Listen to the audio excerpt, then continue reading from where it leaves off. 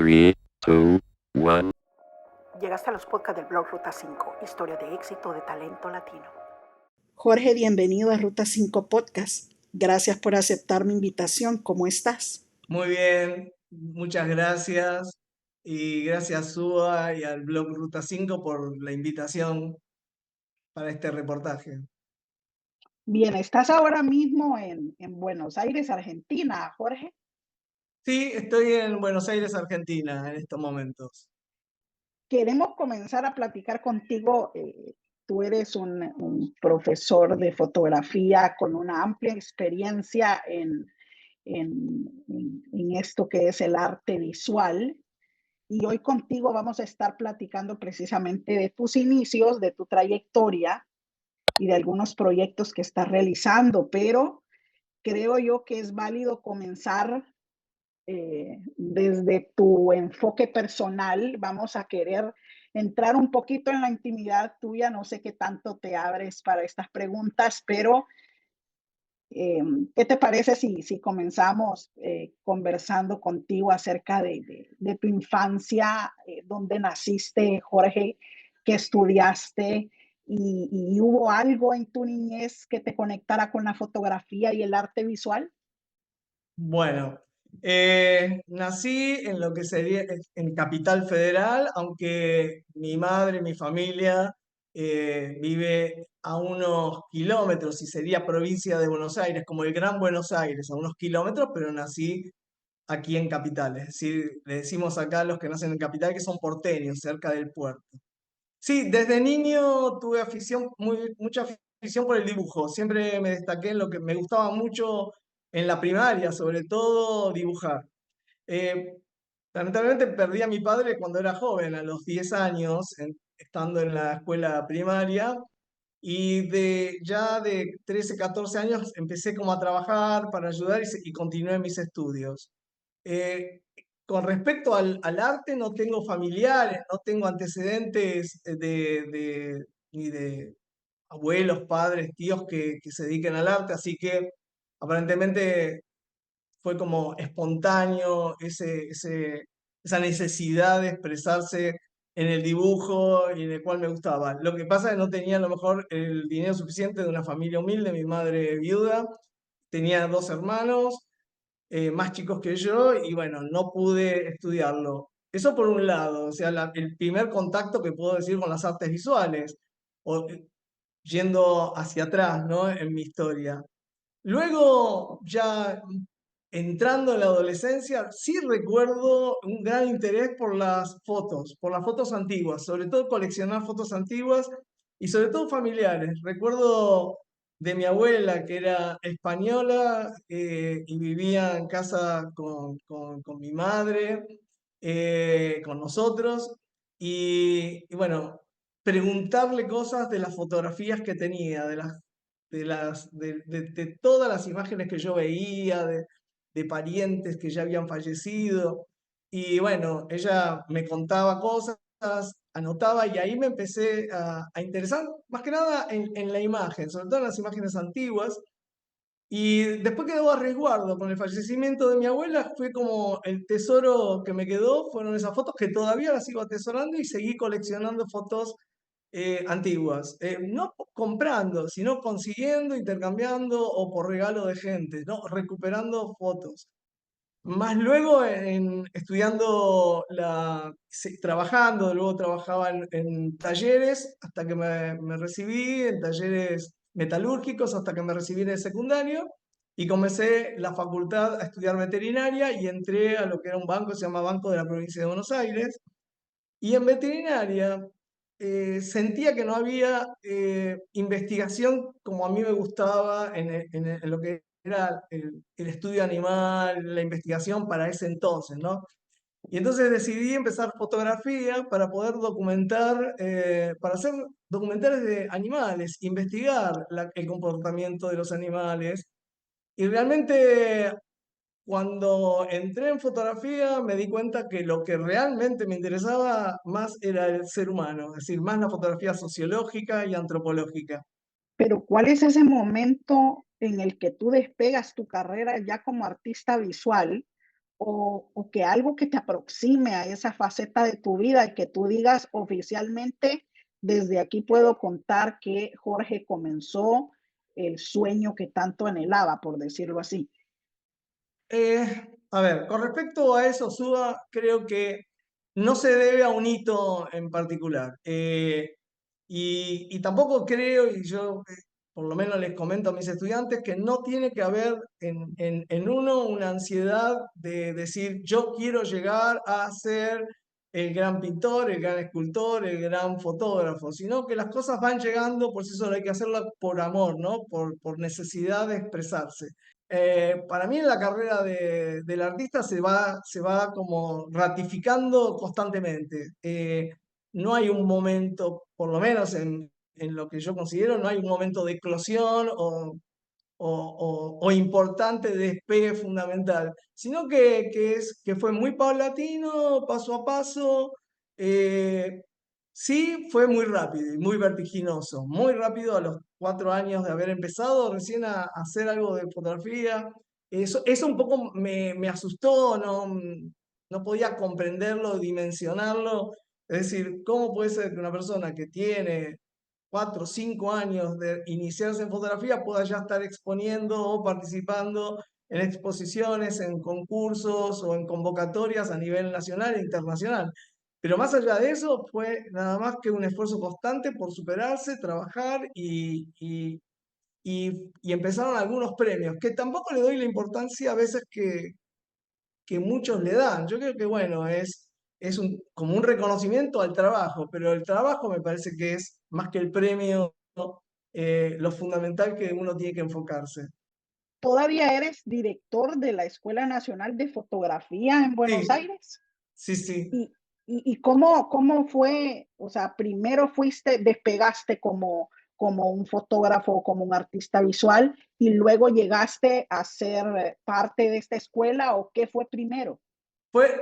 A ver, yo fui el que la fundó esta escuela, la ENFO, que la fundé, pero fue muy interesante porque descubrí también el hecho de la necesidad no solo de hacer imágenes, sino también de poder transmitir sin egoísmo, me parece, lo que uno sabe. Eso me parece importante, ¿no? Más que nada el conocimiento de lo que uno sabe, contagiar también a los demás algo, una pasión, me parece que es importantísimo como radical para un profesor, o para un maestro, o para como quiera llamarlo.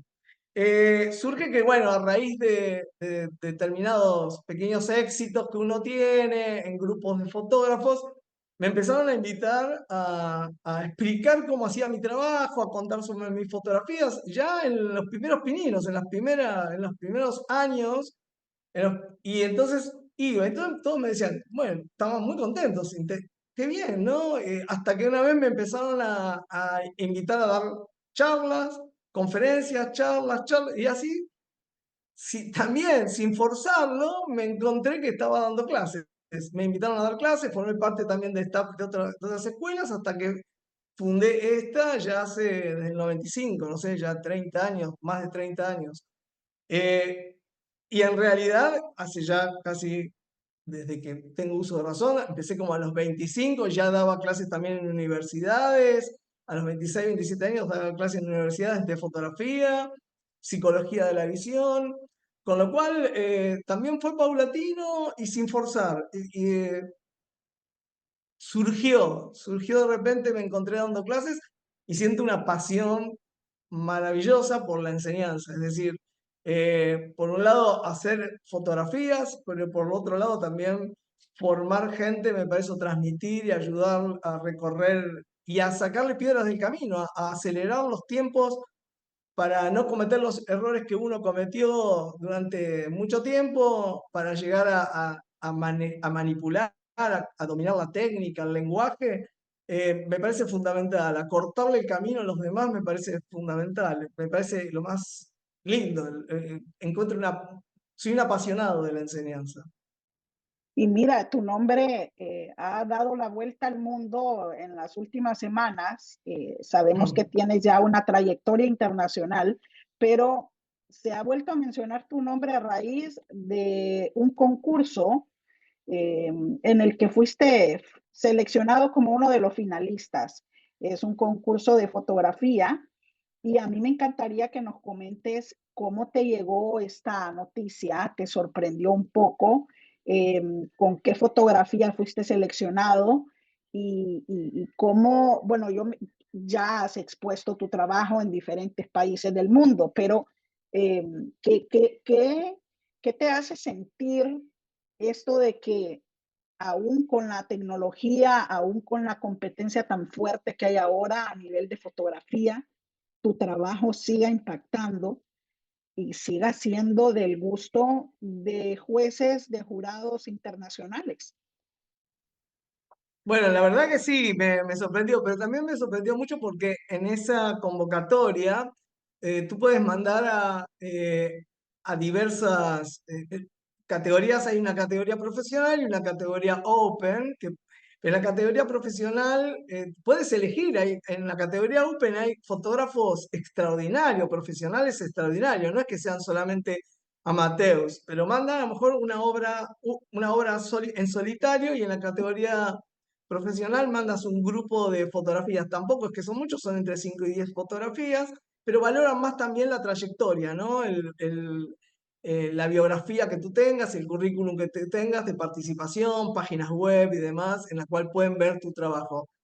El jurado es un jurado que cambia constantemente, un jurado internacional, desde curadores, directores de galerías de arte, o sea que es muy interesante, con lo cual estoy realmente gratamente sorprendido, y es un honor para mí que mis imágenes tengan la trayectoria que va a dar también este tipo de concurso, que está organizado también por Sony en la Organización Fotográfica Mundial. Entonces digo, con sede en Londres, la llegada que tiene, la promoción a nivel mundial que tiene es muy grande, y la verdad que es un gran honor.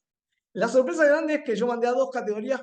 Me pidieron, primero mandé una categoría que es fotografía documental, en la cual uno a veces pone todo en categoría documental, que era un proyecto que yo estoy haciendo ya de hace unos años, pero lo volví a resurgir después de la pandemia con masonería femenina, ¿no? Que tiene que ver con los lugares que la mujer, que eran históricamente como ocupados por el hombre, incluso en los estatutos de formación de la masonería, la mujer para mí es el gran movimiento a nivel mundial, como algo nuevo en la revolución femenina, ¿no?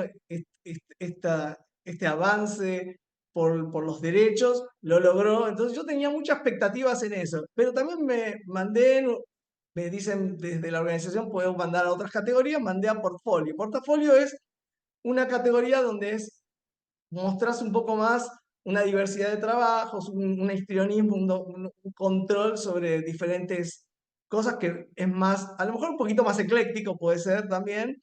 Entonces mandé como fotografías que forman parte de diversos proyectos, pero que tiene como algo que las atraviesa. Generalmente lo que las atraviesa en mi trabajo, en trabajos que yo hice, proyectos que hago, aparte de series, hago proyectos como Menonitas, un proyecto de géneros que también tuvo ahora premios en España, en Poilatán de Latinoamérica también, y también otros proyectos como Albinos. Es decir, creo que el interés por tratar en mis fotografías de visibilizar determinados temas sociales es para mí el motor de mis necesidades, y tratar de ayudar a todas esas personas a transmitir, que se reconozca, que se visibilicen. Y bueno, tuve en concreto la sorpresa de que me premiaron en portafolio, cuando yo decía, bueno, prefería la parte, el otro. Entonces, esa fue la primera gran sorpresa, pero en definitiva el reconocimiento es muy importante. El Sony World Photography Awards tiene un alcance a nivel mundial importantísimo, y estoy realmente eh, muy agradecido al jurado, a la organización, este reconocimiento, y un honor. ¿Cómo llamas al trabajo que haces. Yo por ahí leí en tu biografía que que realizas una amplia labor sobre la fotografía estenopeica. No sé si lo dije bien el Está bien. término.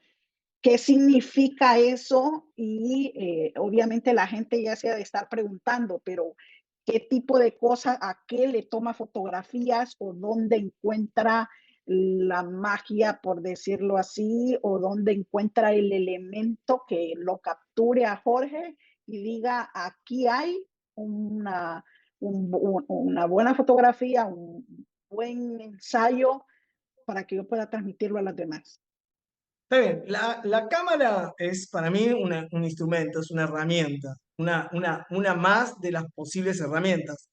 Cada cámara, ya sea una panorámica, una de formato cuadrado, una de formato convencional, con una relación 2x3, 3x4, para mí esa es la herramienta, como puede ser para un carpintero, para un luthier, distintas herramientas. Entonces, eh, la fotografía estenopeica es el principio básico de la formación de la imagen. No es nada menos que como si fuese un cuarto oscuro, una habitación a oscuras que, eh, que tiene un pequeño orificio en una de las caras y en la otra se proyecta la imagen que está en el exterior, que no deja de ser lo que es la cámara fotográfica. Ese pequeño orificio fue reemplazado por una óptica. Entonces, una cámara estenopeica sería una cámara sin óptica. Una cámara óptica es una cámara fotográfica, ¿no? Entonces, eh, es otra herramienta y tiene otro sabor. Cuando empecé a hacer fotografía estenopeica, primero a enseñar la formación de la imagen. Entonces, en física, dicen, bueno, para explicarle al estudiante que no le agarre, a lo mejor yo por lo menos intento eso, el miedo a esa tecnocracia grande. Las cámaras fotográficas tienen tanta tecnología que, bueno, por un lado pueden atrapar al espectador y volverse un coleccionista de cámaras porque lo que le gusta es la tecnología. Pero la tecnología también puede paralizar al estudiante o al que recién comienza a hacer fotografía porque dice, bueno, me supera, tampoco entiende cómo funciona, como no entiende un teléfono. Entonces, para explicar la formación de la cámara, enseño lo que es una cámara estenopeica. ¿Qué es eso? Es un orificio y que cuando le muestro la cámara y le saco la óptica a todo, ven que es una cajita que de un lado está el material que es sensible que captura la imagen y del otro lado opuesto está como si fuese una lupa o una lente, ¿no? Como si fuese un cristal que forma la imagen. Si ese cristal yo lo saco rudimentariamente y hago un orificio pequeñito, también se forma una imagen. Mientras más pequeñito, más nítido. En los anales de lo que sería la historia, se remonta que ya en el siglo V, 500 años antes de Cristo, los chinos, por lo menos lo que está escrito, eh, se formaban imágenes estenopeicas en una pagoda, por ejemplo, en un orificio de una cerradura, en un orificio, y se veía una imagen invertida del exterior. Es más, si la gente conociera esto y tendría un poquitito de observación, se daría cuenta, muchas personas que a través de sus persianas, cuando están casi cerradas y tienen un pequeño orificio, en el techo o en la pared opuesta se forman imágenes que están en el exterior, en el paisaje exterior. Eso sería una cámara estenopeica. La misma habitación sería como una cámara estenopeica. Entonces ahí empecé a decir, bueno, ya no la voy a explicar, no voy a utilizar la herramienta estenopeica para explicar la formación de la imagen. ¿Por qué no lo voy a usar como un instrumento? Entonces, parece rudimentario, pero debe ser una high-tech, es como una low-tech. Entonces la gente, bueno, ve ahí y no puede creer que con una lata de gaseosa, con un orificio, puedas generar una imagen que también se vendió en miles de dólares como colección, premios también nacionales e internacionales, y está hecha con una pequeña caja que a veces lo hace manual.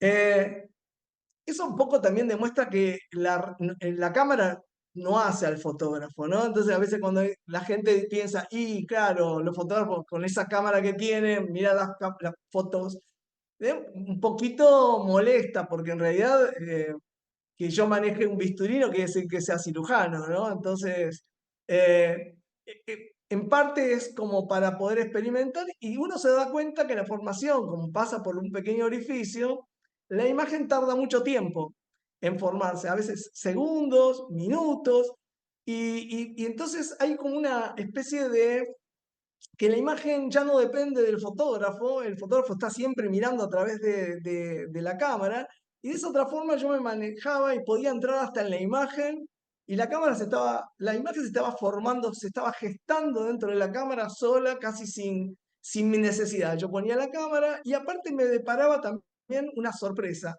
que yo no podía prever qué puede pasar. Es decir, yo digo que la fotografía, el fotógrafo es un adivinador de futuro, un futuro muy inmediato, unas centésimas de segundo antes tiene que disparar para poder capturar lo que él previsualizó. Ese es el control que tiene que hacer, ¿no? Dice, bueno, porque si lo vio, como le digo al alumno, hasta que disparaste ya la imagen fue. La imagen es como muerte, es pasado, ¿no? Eh, ya cuando uno realiza una fotografía, ya es pasado. Entonces, para poder fotografiarlo, realmente se convierte en un adivinador de un futuro. ¿Qué? Un futuro muy pequeño. Pero ¿qué pasa? Cuando el tiempo es corto, yo puedo intuir y controlar qué está pasando. En fotografía estenopeica, al estar exponiéndose la imagen durante un tiempo prolongado, no puedo controlar lo que está pasando en la imagen. Entonces pueden entrar personas, las ramas, el agua puede moverse y generar imágenes a veces que me pegan una sorpresa. Y a veces uno siente eso, la necesidad de que no esté todo controlado y que sea más espontáneo y que me dé también inclusive no imágenes repetitivas, no quedarse en una zona de confort el fotógrafo, que cuando controla ciertas y tiene ciertas habilidades se vuelve como, se podría decir, repetitivo por esos surcos mentales que hacemos, que bueno, como funciona, sigo sacando lo mismo hasta que algo me descoloca y tengo que adaptarme y puedo hacer una construcción nueva y puede ser muy interesante. Hasta ahí eso. No sé si también te interesa otra cosa que después. Lo que me parece interesante es que también para hacer la fotografía estenopeica tenés que primero hacer la cámara estenopeica. Cuando normalmente el que hace fotografías con un teléfono o con una cámara la compra hecha. Entonces digo, bueno, hay otra ventaja, que yo, cuando uno compra una cámara y dije, tiene determinado formato, bueno, tengo que construir mis imágenes dentro de ese formato que me impone la tecnología, porque no elijo yo la cámara, me lo da el mercado, ¿no? Entonces digo, bueno, pero yo ya no pienso en la imagen, sino pienso cómo voy a construir la cámara para poder lograr una imagen que tenga ciertas características que el mercado no me brinda. Entonces, uno empieza ya a disfrutar desde el punto de, para poder construir una cámara, tiene que saber mucho de ciertos conocimientos de física, que van fórmulas y demás para poder lograr cada vez más calidad. Entonces, te voy a mostrar algo. Como sabía que me ibas a preguntar, por ejemplo, esto es una cámara estenopeica. Wow. Entonces, esto yo lo que hago es, desde acá muevo, corro el film y desde Ajá. acá tiene un pequeño orificio, tiene un muy pequeño orificio, y lo que hago, cierro, destapo, acá tiene para poner un trípode, y cierro y expongo durante 2 minutos, 1 minuto, 4 segundos, 10 segundos, depende, muchos factores.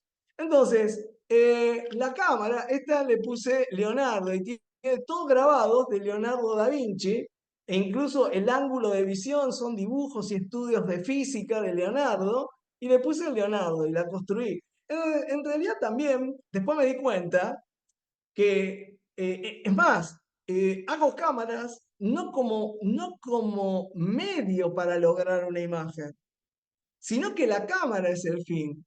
Me vuelvo como un diseñador y un constructor de la cámara, y a veces construyo cámaras que ya sé que van a funcionar, pero no las utilizo, porque lo que me interesa es la cámara como objeto. Y bueno, de acá, esto se abre para poner el film, desde acá atrás yo puedo abrir y va la construcción, genero planos que la película no sea plana, que sino vaya curva.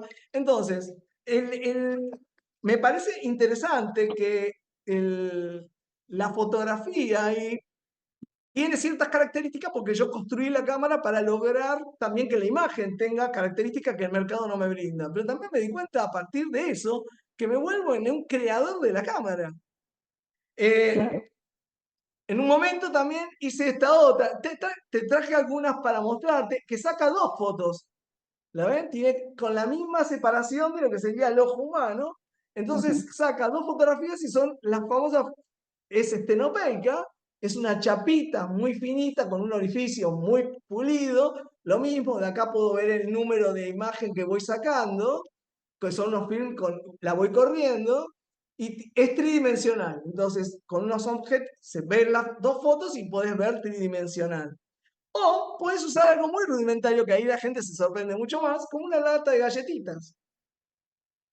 Entonces, esta lata de galletitas, acá adentro tengo varios, yo puedo poner un papel fotográfico y se genera como una cámara que mira 360 grados. Entonces, ya no tiene un solo orificio, sino que tiene un montón de orificios. Cada una va sacando una foto a 360 grados y se funden en una foto panorámica larga que cuando la despliego, entonces, los 360 grados después se ven en una forma plana. Es decir, deconstruyo el espacio que es alrededor de 360 grados y al espectador se lo muestro como en un espacio solamente plano, en el cual puedo sacar las fotos o al unísono o individualmente, pero cada una se va fundiendo una con otra, haciendo una gran panorámica y bueno, y con una lata de galletitas, como puedes ver, en la imagínate, cual sí. también, entonces, esto se convierte en un instrumento que no te lo da el mercado y me parece totalmente distinto, interesante. En sí, la fotografía estenopeica es eso, tiene como muchos planos de análisis o de capa. Hasta llegué al punto que tengo un cuaderno en el cual diseño las cámaras y nunca las construyo. Es decir, como un diseñador que algún día alguien la construya. Y yo es primera vez que veo una cámara de ese tipo, entonces tengo que preguntarte esto obligatoriamente. ¿Hay personas que te han hecho alguna oferta económica por ese tipo de cámaras o te han propuesto patentarlas, venderlas? ¿Cuál sería como alguna anécdota No, que, hay que tú gente que, tengas ahí? no, yo me dedico a la enseñanza. Sí, hay gente que me ofrece comprar las cámaras, pero es un trabajo muy artesanal que el valor, y a veces hago una sola cámara y no la vendo. Sí, hay cámaras que acá no traje, que también son muy interesantes, que diseñé y se hacen durante talleres que yo doy.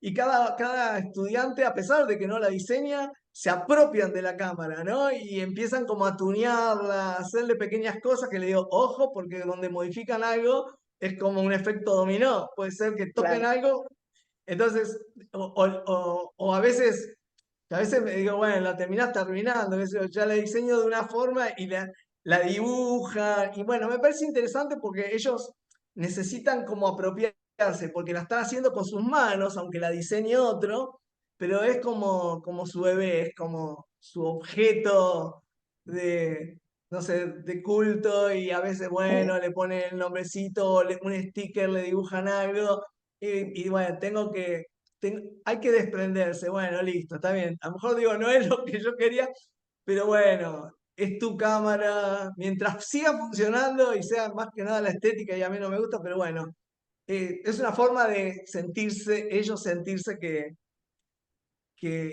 la cámara es de ellos, ya es como algo, no deja de ser como un pequeño ego, pero lo entiendo y claro. bueno, Jorge, te ¿tú escucho. recuerdas cuál fue la primera fotografía que te hizo visualmente internacional, de algún trabajo en específico que recuerdes y el destino al que viajó esa imagen, que tú digas que marcó un antes y un después, como quiera que haya sido en tu carrera profesional? Sí, recuerdo, pero ya pertenecen a mi prehistoria, ¿no? Imágenes como la primera que ganó un certamen internacional, que después, como dije, algunas fotografías, inclusive tengo una anécdota muy interesante con unos ancianos hermanos de una imagen que le había puesto el título era muy largo, La dulce resignación de don Maldonado Cruz y su hermana Antonia. Y vivían en una casita en el interior de una provincia argentina en la cual yo iba a dar conferencias y después también salía a fotografiar. Y tuvo premios internacionales, medallas y recorrido en todo el mundo. Una imagen muy icónica para esa época, estoy hablando 1986. Yo empecé en el 81 más o menos a hacer fotos. Entonces digo, tiene ese premio, bárbaro, todo bárbaro. Las medallas deben estar archivadas, están archivadas en una caja, nunca las exhibo. Y los premios de ese momento. Y sí recuerdo haber ido y llevarle la fotografía a esta gente. Y ir, por suerte, 2, 3 veces más a la provincia y ver en una pared de barro, de adobe, clavada con un clavito, esa foto que tenía premios internacionales, pero para ellos era la imagen esa. Entonces digo, otro la enmarca, la pone, pero bueno, gente muy modesta y demás, y para ellos era ello. El orgullo era que yo haya vuelto, regresado, darle la imagen. A lo mejor ni siquiera tenían ni noción del premio, ni sabían internacional. Y estaba con un clavo en una pared de adobe. Y eso a mí me enternece, era una ternura terrible.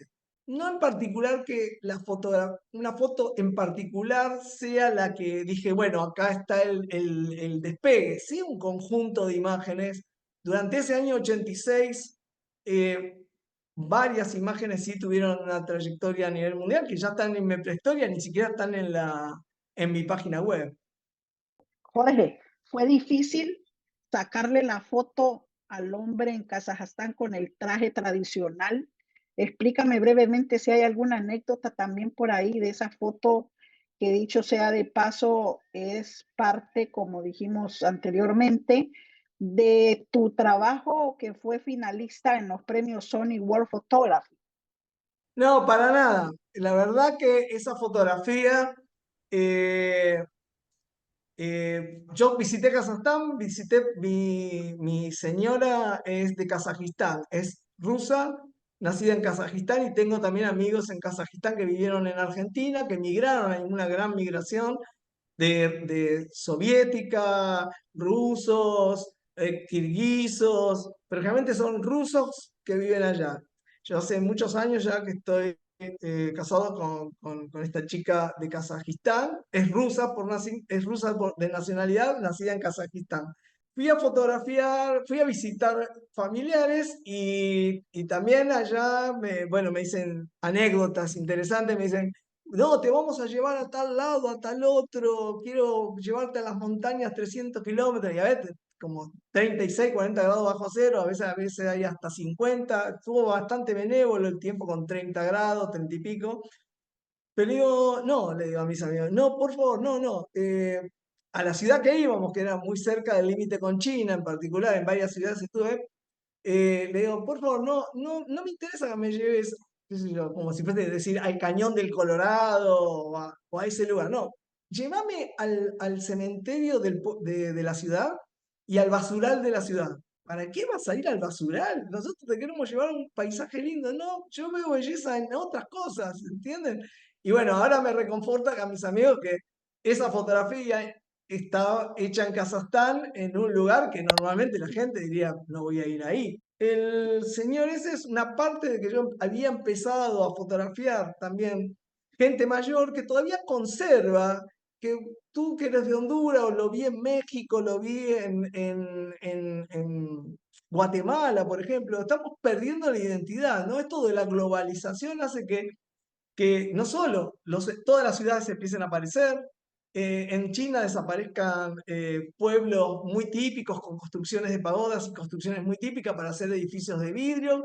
Entonces da lo mismo estar, qué sé yo, en Nueva York, en París, en China o en Buenos Aires.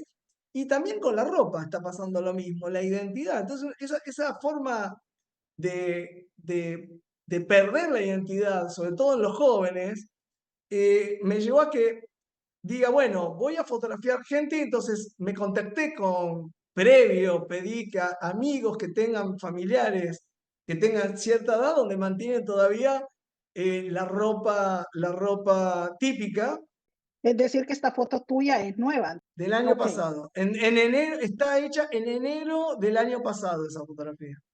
pero cada vez que viajas, tú vas preparado con tu cámara. ¿Qué tipo de cámara estás utilizando ahorita?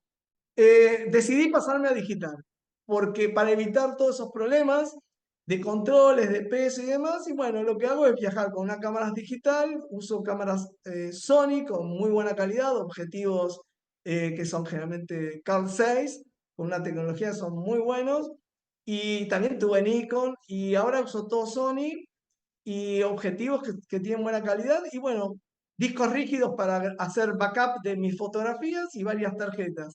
Es mucho más simple, no tengo el problema con los rayos, todos conocen lo que es una computadora, una cámara digital, y bueno, dejé el fin de lado por una cuestión de costos y sobre todo calidad muy mala y problemas en las aduanas para poder explicar qué es eso. ¿Cómo analizas tú brevemente, si me puedes decir, este avance de la tecnología o este avance en las cámaras fotográficas, tomando en cuenta que tú me dijiste anteriormente que comenzaste en 1981 o por esas épocas? La realidad avanza y es inexorable los cambios. No adaptarse a esos cambios es desaparecer como los dinosaurios, ¿no? Es decir, con lo cual, por más que te guste o no te guste, desaparece. Yo sigo insistiendo que son herramientas. Y como todo siempre, cuando apareció la fotografía, decían que era la destrucción de la pintura. Cuando apareció la televisión, era el fin de la radio. Hoy, cuando apareció la luz eléctrica, era el fin de las velas. Yo veo que las velas siguen existiendo, que la radio sigue existiendo, que la fotografía, que todo sigue existiendo y conviviendo así, formando un nuevo medio. Con lo cual, eh, creo que no hay que tenerle miedo a esas cosas. Es decir, el miedo no es a las herramientas. Y ahora el gran problema es la inteligencia artificial para muchos. Yo estoy generando imágenes con inteligencia artificial y me acaban de publicar en una revista Arte al Límite que tiene, bueno, se expuso en Madrid Arco, se está poniendo en Art Basel también en Suiza, eh, con lo cual es inteligencia artificial. No la considero una fotografía. Creo que está por ahora entre diseño, pintura y fotografía. Tiene como una apariencia fotográfica, pero no es fotografía. Pero me parece que es una gran herramienta para poder expresarse. Estoy haciendo una serie de mujeres embarazadas de más de 70 años con inteligencia artificial. Y todo a raíz de una noticia que hubo en la India de una mujer de 73 años que quedó embarazada por fertilización in vitro. También hubo un caso en Estados Unidos, no sé dónde, otro de 60 y pico. Y empecé a hacer eso. Bueno, también es movilizar, ¿no? Subir a las redes y que la fotografía un poco es punzar a las personas a pensar y entonces generaba debate y demás. Entonces me parece interesante esa cuestión mimética y me decían, no, por el niño que van a hacer. Entonces aparecen voces a favor, voces en contra y me gusta jugar con la percepción del espectador eh, y utilizar esa herramienta como una nueva forma de expresión. Jorge, ¿recuerdas algún momento histórico que hayas retratado en Argentina o fuera del país que quieras mencionarlo en este momento? Y también ahí te pregunto, ¿tienes planes de sacar algún libro con fotografías que cuenten historias también?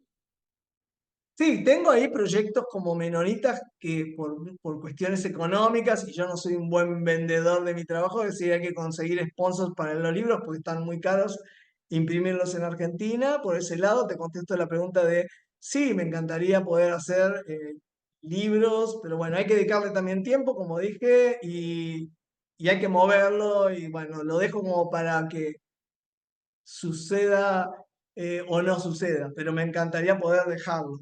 Sí tengo un libro de albinos hecho, y con respecto a personajes, a mí me encantan todos, como viste, es decir, en mi obra tengo gente que he retratado que desde menonitas, albinos, que son grandes amigos, me sigo viendo, pero tengo una anécdota muy particular que en Argentina estaba fotografiando, hay unos eventos así religiosos, ¿no? Que son el día de tal santo, el día de tal otro.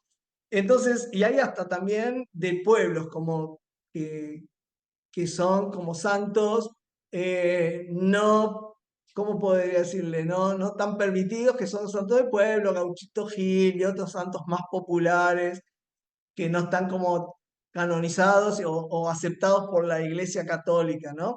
Pero estaba en uno de ellos que yo todos los 8 de agosto iba a hacer fotografía a una parroquia, que es la parroquia de San Cayetano, que era el patrono como del trabajo, ayudaba a la gente, entonces la gente iba a agradecer a San Cayetano o a pedir trabajo, y más cuando hay crisis, estaba lleno, todos los años iba a fotografiar ese día.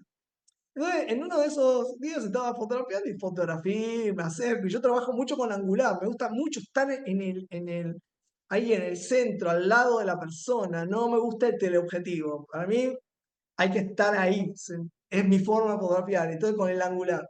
Y fotografiando, me acerco mucho a veces a las personas, a veces hasta tal punto que casi le pego con la cámara a una persona. Hoy es el Papa, esa persona. Y en ese Imagínate. momento, y en ese momento, cuando lo fotografié, ni me di cuenta que era Jorge Bergoglio, hoy el Papa Francisco.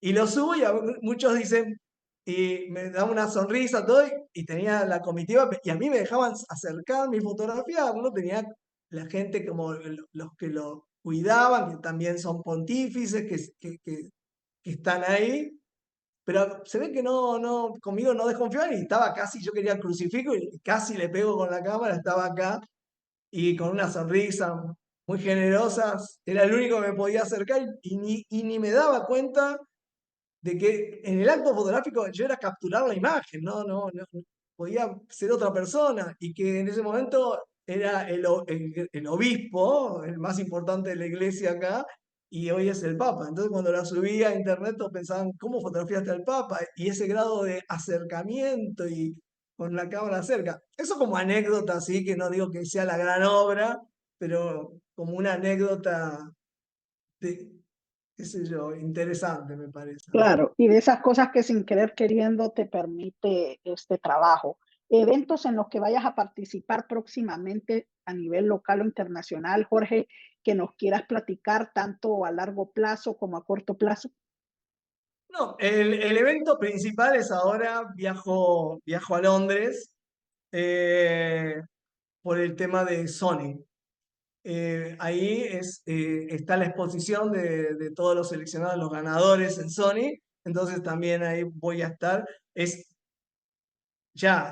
en los primeros días, es el 17 de abril, la apertura, el 17 de abril para la prensa, todo, y también el 19 se abre al público en general en el Sunset Palace y demás, así que en este momento estoy concentrado en el inicio de clases que hay acá en la escuela, dirigiendo todo y organizando todo para mi viaje de una semana, vuelvo y encontrarme con alumnos ingleses e irlandeses que venían especialmente a estudiar conmigo desde allá cuando eran las primeras épocas, 88, 89 alumnos de esa época que hoy son amigos y que me van a recibir allí en Londres. Nunca, siempre me negué, no soy negado a poder ir a Estados Unidos o a Europa, a pesar de exponer, de tener alumnos, amigos. Bueno, esta vuelta es eso. Voy precisamente en unas semanas allí y estoy enfocado en eso. ¿Has estado en Londres antes o es tu primera vez entonces No, que vas? no, nunca. Soy un negado. Me encanta. Toda América Latina, de México para abajo, toda Europa, no, digo, todo África, Asia, pero Europa y de la parte norte de Estados Unidos para arriba, tengo como una negación que digo, bueno, no está dentro de mis intereses particulares por ahora, y creo que no están. Puedo ir 10 veces a Vietnam, tengo un gran trabajo también sobre memorias de la guerra, no sé si lo has visto. Eh, a otros lugares, pero no tengo ese interés en particular, ni siquiera en mis ancestros, ni españoles, ni italianos. Mis viajes son para fotografiar. Yo no consigo el turismo sin estar con una cámara en la mano, porque sufro si no puedo hacer una foto, aunque sea para teléfono o algo, y capturar ese momento. Jorge, ¿has tenido alumnos internacionales también? Y como cuántos se matriculan en tus clases? ¿Qué materias das? Me encantaría saber eso. Matriculados hay muchos, depende, ahora con la crisis puede haber menos, pero normalmente entre 300, 500, 300, porque hay cursos cortos, cursos medianos y cursos de carrera, entonces no lo cuantifico realmente, pero sí están viniendo, hay muchos extranjeros, hay muchos de Latinoamérica, en una época que Argentina en los estudios, e inclusive en las universidades tenemos muy buenas, son gratuitas, hasta hace poco eran gratuitas, no quiero hablar de política, pero entonces venían muchos estudiantes y vienen muchos estudiantes de Chile, donde es muy caro a veces estudiar en esos países, Perú, Bolivia, Uruguay, Colombia, Ecuador, alumnos de México, entonces muchos Latinoamérica. Y después a veces viajantes que vienen a vivir acá, desde alemanes, ingleses, en la época vienen acá a estudiar porque para ellos también es económico en la Argentina estudiar. Incluso las facultades del Estado son gratuitas para la gente. Entonces eso es algo increíble como país. En Argentina es increíble y tiene un muy buen nivel universitario, entonces siempre tenemos alumnos extranjeros. Jorge, ¿se puede vivir del arte visual en Argentina? No, es difícil, hay muy pocos que viven de arte visual. Yo creo que vivo de la enseñanza. Para mí, me vivo para enseñar y vivo de la enseñanza. Porque para mí la enseñanza es algo maravilloso, tengo pasión por la enseñanza. Pero es muy difícil para el latinoamericano y el argentino vivir del arte. Sí sé que hay gente que vive, pero de vender la obra y encima fotografía, creo que inclusive hay una clase media en otros países latinoamericanos como Perú, por ejemplo, que tienen, creo, más espíritu coleccionista, y estamos hablando de clase media o clase media acomodada, no necesita ser millonarios coleccionistas, pero compran más arte que acá. Acá a lo mejor la clase media considero, puede ser un prejuicio, que está pensando más a lo mejor en comprar, qué sé yo, no sé, una casa, un auto o irse de vacaciones, y yo veo que en otros países les gusta comprar arte y tienen más afición. Una de las últimas obras que vendí fue una exposición en una galería en Estados Unidos. Entonces, en Pride Gallery, que es sobre género, que me invitaron, y uno de los coleccionistas fue un gran activista por condiciones de género en los 70 y ¿cómo se dice? Contra la guerra de Vietnam. Imagínate de lo que estamos hablando. Compró una obra mía de un retrato que había hecho a una amiga mía, nosotros decimos amigue, que es un chico trans y su señora. Digo, bueno, sí se puede vender, pero generalmente en el exterior y algunas se pueden vender acá. Pero tampoco es que me esmero mucho en entrar en el circuito ese.